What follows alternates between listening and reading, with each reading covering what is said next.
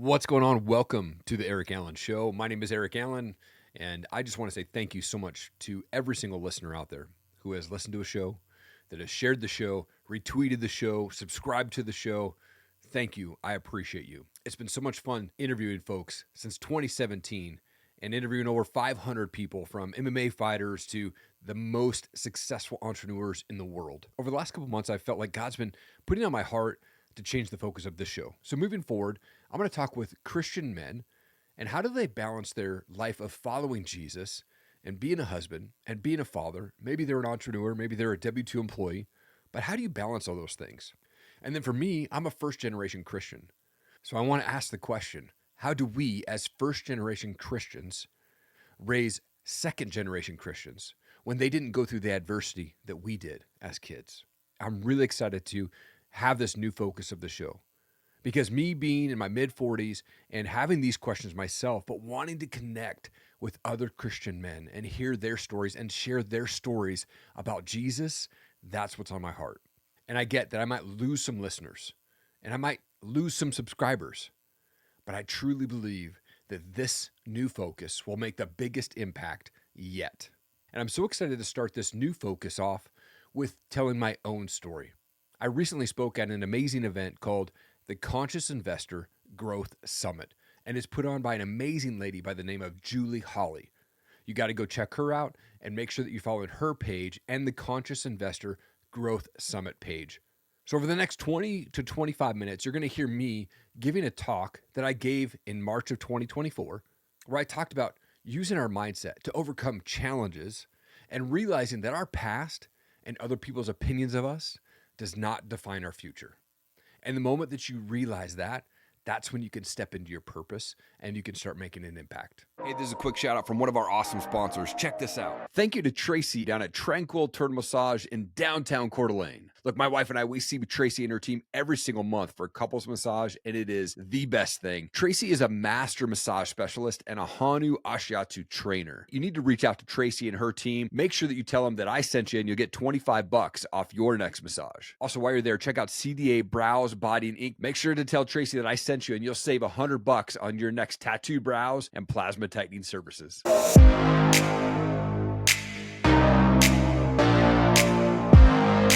Anyone recognize that song that just played? It's a song called Tennessee, Arrested Development. Yes. That was the very first CD that I ever owned. My dad bought me this 5-disc changer, had the 5 discs on top, the dual cassettes on the bottom, big speakers on the side, right? I wore that album out. I mean, I listened to it over and over again. Yes. The interesting thing about that album, though, it's called 3 Years, 5 Months, and 2 Days in the Life of. That is a strange album name. But see, that reflects the relentless pursuit towards success. It took them that long to secure a record deal. I mean, talk about not quitting. Now, later I got to speak with Speech, the lead singer of Arrested Development, on my podcast. And it was super surreal for me to be like chatting with this guy and talking about that journey. See, little did they know, when that album finally came out, it would sell millions and millions of copies. Now, we've all had to overcome things in life, and we've all had setbacks. And the way that you overcome that is with the power of mindset. And that's exactly why we're here today. So I'm going to talk to you about using the power mindset. And then I'm going to give you 3 actionable steps that you can implement today to get closer to your goals, your dreams, and your purpose. Let's consider the Chinese bamboo. Man, that thing takes 5 years of consistent watering every single day before it even breaks to the ground. But once it breaks to the ground, in 5 months, it jumps to a staggering 90 feet tall. How many of us are fighting for our goals, our dreams, and our purpose every single day, watering them with this unwavering determination, no matter how long it takes? See, when you're fighting for your goals, your dreams, and your purpose, you got to have a 3 years, 5 months, and 2 days in the life of mentality. Now, before I jump into the powered mindset, I'm going to share a little bit of my story. I had to overcome a few things. Maybe some of you have had to overcome a few things. But I truly believe that we're here at the right place, at the right time, right now. I grew up in a place called Kennewick, Washington, about 3 hours from here.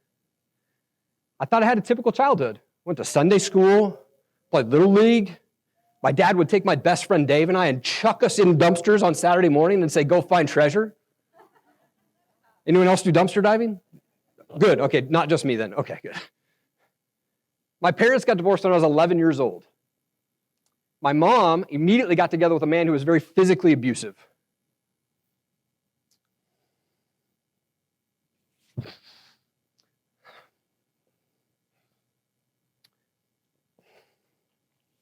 There was moments they'd be fighting, and I'd come up to the back window and I'd look through. And this man would be hitting my mom with a cordless phone.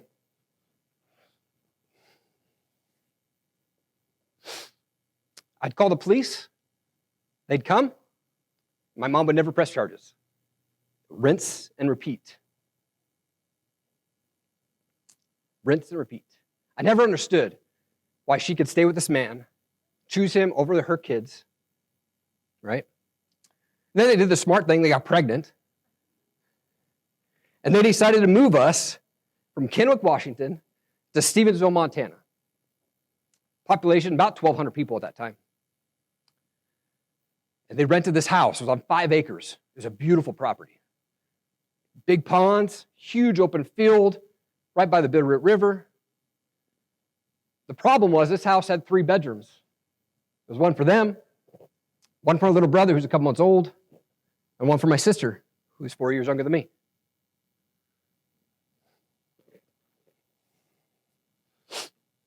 They said, Eric, you get to live in the garage.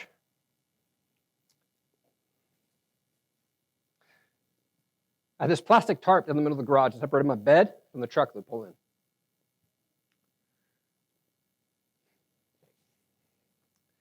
Now, luckily, my half of the garage had a fireplace in it. So it'd keep me semi-warm in the middle of those winter months. But about 1, 2, 3 a.m., when that fire went out, it got cold. I mean, I could see my breath, right? Didn't matter how many layers of blankets I had on. But there was a moment when I was about 13, 14 years old that changed the trajectory of my life forever. They came home arguing one night. Wasn't anything different than any other night. But I remember brushing my teeth. And as I was brushing my teeth, I feel God go, dude, you got to look around this corner. So the way the house is set up is I peek down this way, and it goes to the kitchen, to the pantry, to the garage door where my bedroom's at. And in that pantry, this man is on top of my mom. Boom, boom, boom.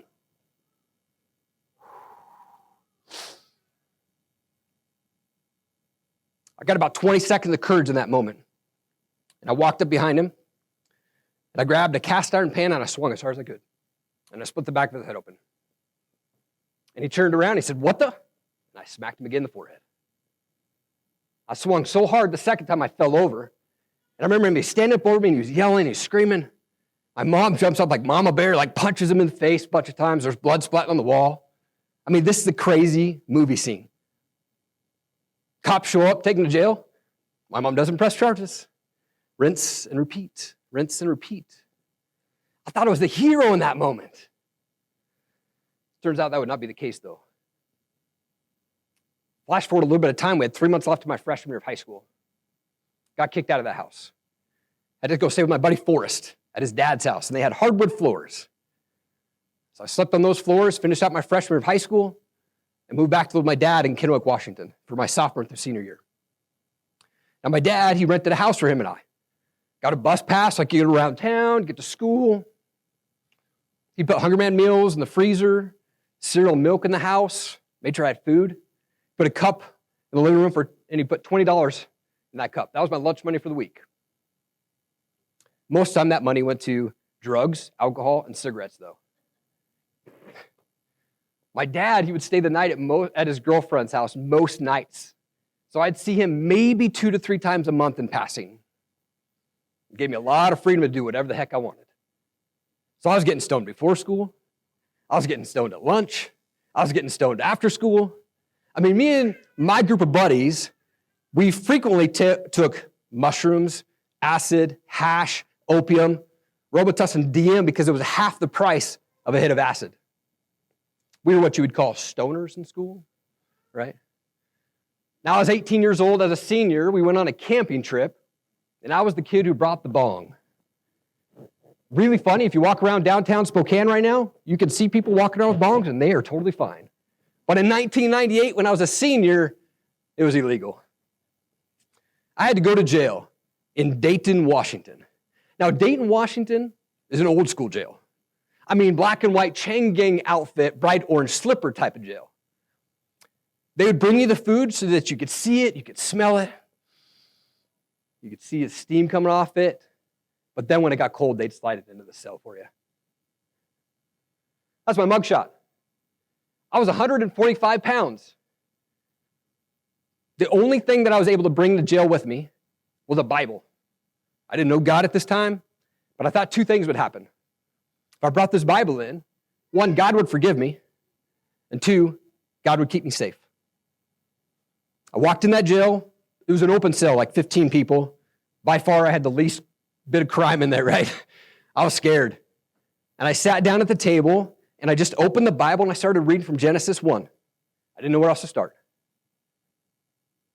And now, luckily, I didn't have a cellmate in my cell for night, right? Didn't sleep much. Didn't learn my lesson, though. Got out, went right back to doing the same thing. 2 weeks after I graduated high school, I woke up to a Post-it note on the bathroom mirror from my dad that said, "You can't comply with house rules. You have 48 hours to get out." So between the ages of 18 and 21, I moved 21 times. I was living off a couch here, a couch there, couldn't hold a job longer than 3 months. Now, one of those moves was to Seattle, Washington. I had $100 in my pocket, and I stuffed my Honda Accord with as much stuff as I could, and I hit the road. Eventually, I would end up living with a guy named Mr. Sexy. He was a regional wrestler, and it was awesome. We had a wrestling ring in the backyard and everything. But when I was 21 years old, I was $28,000 in debt from all the credit cards I'd racked up, and I had to file bankruptcy. But then, I landed my dream job with Universal Records. I don't know how to sing. I don't know how to do music. I had to lie to get the job, but that's a whole other story. But I was their mailroom guy, and I was pumped, man. I got to stuff posters. I was tracking sales. I was doing meet and greets, and I got to go to 2 to 3 concerts a week for free and have an open tab, which is definitely not good if you're addicted to drugs and alcohol. I was living a rock star lifestyle without being a rock star. Occasionally, they would have me put on a chicken suit and pass out CDs in the ghetto just because I was the bottom guy on the totem pole. That really sucked, but it was part of the job, I guess. My 1-year anniversary, I got laid off because of a thing called Napster. Who downloaded music using Napster? Thank you for helping me to lose my job. I appreciate you. I started working for Starbucks as a night manager, and I would get off work, and I would go to the grocery store, get a 6-pack of beer. I'll just turn that off there. Not quite there yet. Sorry. Get a 6-pack of beer, go to Hollywood Video, get a DVD, and then I'd go to my ghetto apartment in Renton, Washington, across the street from where Jimi Hendrix was buried. And I would drink myself to sleep every night. Rinse and repeat. Rinse and repeat. Then one night, while I was working at Starbucks, a girl walked in, and we were chatting, and she invited me to a church event. Now I was depressed, had no friends, and she was good looking. Yep, what time do I need to be there? And I went to that event, and that was the moment that I realized that God had been protecting me my entire life. I mean, I should have been dead many times from the stupid stuff that I've done. I've had a gun pointed at my head twice. I'm 44 years old. I've never had a stitch. I've never broken a bone. I've never even had a cavity. He's been protecting me my whole life. Right? So I hear that every time I go to the dentist. But I wasn't ready to give up my worldly lifestyle yet. A month later, it was Easter 2004. I went out and I partied with buddies. I woke up Easter morning. I do not think it was a coincidence that it was Easter. But I felt God in that moment say, dude, you're going down a path that's going to end your life if you don't start making some changes. And in that moment, in my buddy's basement, I gave my life to Jesus. And I quit cold turkey. Drugs, drinking, cigarettes, everything in that moment. And I called that girl up. And I got her voicemail. I said, man, thank you for inviting me to church. Maybe I'll see you at the store sometime. 11 months later, we were married. And we're celebrating 19 years of being married this month.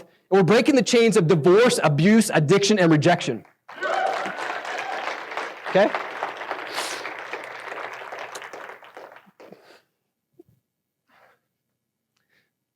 We are changing the legacy for our kids. They will never have to experience the childhood that I had. See, there's a plan and a purpose for everybody's life in here. We just have to find it. We have to know that we were created for more. We have to understand that our past and other people's opinions of us does not define our future. But I didn't believe that I deserved a great family or a great life or success or money. So how did I get over that? I prayed a lot. I booger cried a lot. And then I changed the environment. See, I found men that were going to church. They had great walks with Christ. Man, they're great dads. They're great husbands, great entrepreneurs, great employees. And I would take them out to Starbucks. This is way pre-podcast days. And I'd sit them down and I'd say, tell me what you're doing to live the life that you are right now, because that's what I want. And number 3, I have an amazing wife. She gave me so much mercy and so much grace and so much support. She's my hero. I wouldn't be here without her. She homeschools my kids. She works 10 times harder than me. I mean, everyone that she talks to, she just lights up with a smile. She's amazing. And then I had to become a quitter. I had to quit thinking that I didn't deserve a great family. I had to quit thinking that I didn't deserve a beautiful wife. I had to quit thinking that I didn't deserve success. I had to quit quitting because everything that I started up in my life to that point, when it got tough, or I got setbacks, or I got haters, I quit. So when it comes to purpose, how do you find it? See, mindset, you have 2 choices. You can have this victim mindset where you just expect everything to go wrong and just deal with it. Or you can have this overcomer mindset where you know that not everything is going to be smooth. You know you're going to run into challenges, but you have the power in your mindset to overcome them and learn from those challenges. Right? I interviewed Ed Milet on my podcast. Super cool. I won a competition out of 1 million people, and I won, and I got to have a conversation with him. And that conversation changed my mind. He told me about an acronym called CANI, Constant and Never-Ending Improvement. Now, Tony Robbins also mentions that in Awaken the Giant Within. I'm pretty sure Ed stole it from him. But they're both cool dudes. But I always want to be improving as a father, as a husband, as a friend, as a podcaster, as a speaker. When it comes to mindset, how do you figure out what your purpose is? As you're embarking on this journey to find your purpose, you're going to run into people that are going to try to talk you out of your purpose because they lack your vision. They don't have the same vision as you. And the question is, are you going to allow them to sway you away, or are you going to fuel your fiery passion towards your purpose and step into it no matter how long it takes?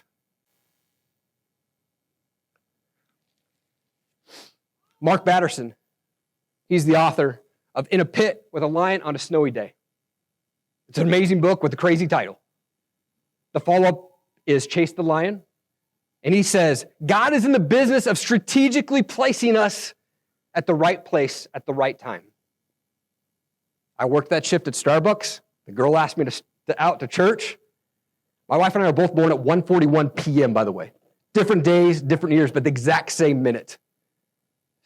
Right time at the right place. Let's talk about those 3 actionable steps that you can take. Number 1, it's cliche, but set clear goals. Write them down. Reflect on them as often as you can. Say them out loud, morning, lunch, night. Be so obsessed with your goals that people think you're absolutely crazy. One of my goals is to own 20 plus acres of property. And when you open the office door to my office, right there's this picture I have on the wall. And it's this old cowboy, and he's standing next to his dog, and they're looking out over this prairie. You just see their back. It's a beautiful picture. And underneath it says, if I can't pee off my front porch, my neighbors are too close. That's what I want. That's what I want. Right? Then we got to break down those long-term goals into smaller milestones, because that's what helps build the roadmap to our long-term goals. Then we got to cultivate a growth mindset. Anything negative that comes to your mind, replace it immediately with something positive. Write down daily affirmations. Repeat them over and over and over. Go watch a motivational video, listen to a podcast, read a book. We have to understand that the growth mindset fosters the resilience to overcome the setbacks and challenges that are going to come your way. We also have to understand that setbacks and challenges are a natural part of the journey, but they don't get to define your success. Number 3, we have to create a positive environment. Develop this habit of gratitude. For me, like I said, I'm 44 years old. It's a goal of mine to wake up every single day. And when I wake up, I open my eyes, I immediately, out loud, I say, thank you, Jesus, for another day to see and hug and hold my family. And that's win number 1. My other goal is to make my bed. I jump out of bed, I make my bed. There's 2 wins in 15 seconds. My brain is fired up. I'm like, woo, let's go. And then we got to change the environment. See, I have found men that were living the life that I wanted in the church. And when you want to change the environment, you have to go surround yourself with people that are living life that you want. But, and there's a big but here, make sure that they're living the life that you want, how you want. And I see that because there's a lot of people who have the property, the money, the girls, whatever it is, but they didn't morally get there. They don't align with your values. And if that's the case, those aren't your people.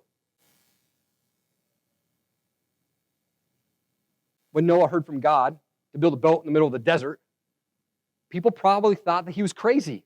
I mean, they were like, dude, there's no flood coming. You're crazy. But here's the thing. God said, bring your wife, bring your sons, and bring their wives. He did not say, bring your coworker, bring your friend, bring your neighbor, and especially bring your in-laws. He didn't say none of that. I think it's very possible that people that were not going to be on that boat tried to talk him out of his purpose. And I'm so glad that he didn't, man. I'm so glad he didn't. Jeremiah 29 says, for I know the plans that I have for you, says the Lord. They're plans for good and not for disaster, but to give you a future and a hope. Man. How many of you, out of curiosity, have a podcast? Come on. It's the best thing in the world. If you don't have one, create one. Podcasting brings partnerships and collaborations and gifts and trips. And that's cool. But for me, it's legacy. I wish that I could go back 3-4 generations deep and hear my great-grandfather's voice. I wish that I could hear the story from him directly. I can't. I don't get to. But I can do that for my tribe. 3-4 generations deep, they can go back and go, man, great-great-grandpa Erik was a bad mamma jamma that fought for us, that changed the generation forever. I get to do that for my tribe. So we all get to choose the life that we want. If you're in a toxic relationship, a toxic workplace, you got toxic family members, you can choose to stay. Or you can step into your purpose and get away from them and start making an impact. See, do you have a 3 years, 5 months, and 2 days in the life of mentality?